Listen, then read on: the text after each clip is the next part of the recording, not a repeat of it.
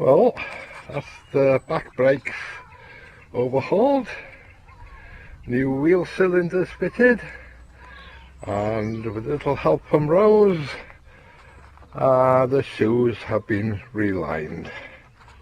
It's difficult to rivet them by hand on my own, so there we go. So it's been a little bit neglected this winter.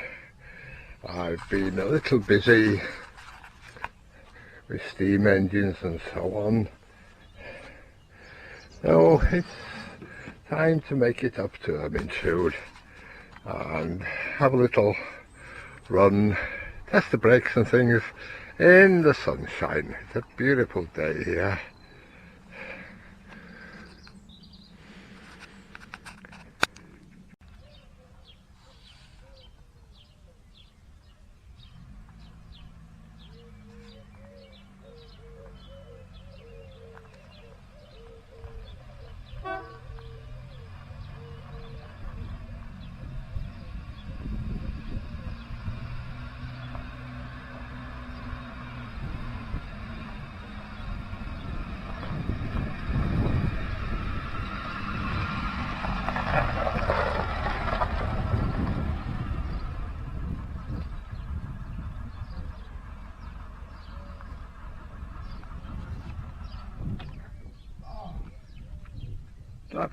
Press it again to switch it off. Yeah, I'll switch it off now. And this one is waiting for some welding. It's only a little hole, but enough for it to fail its MOT with. So I'll get that done. Modern cars for you. This one, the computer and the immobilizer have gone on it. Otherwise there's nothing wrong with the damn thing, but I think I'll probably sell that. It's great for off-roading, so somebody will have a lot of fun with it. And I've had it a while and it didn't cost me much anyway.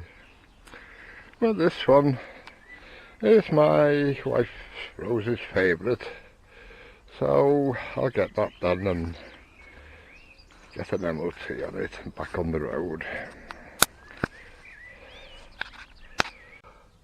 The only thing, my old bones complain about going down that pit these days. Well, going down is quite easy, coming back up is not so easy, but it's a handy thing to have. And there's Ermintrude, sticking away with not a microchip in sight. Hasn't left me down ever yet, and 14 years of older is a beautiful old thing.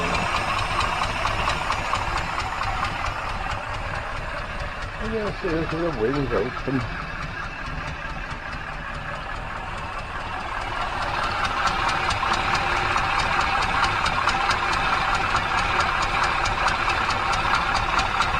More my style of technology now. 1940s machine. The engine is actually from an RME, which makes her about 3 years older than Ermintrude. So there she goes. And even the clock works. And guess what? No microchip. The clock works by clockwork. Isn't that novel? You just wind it up.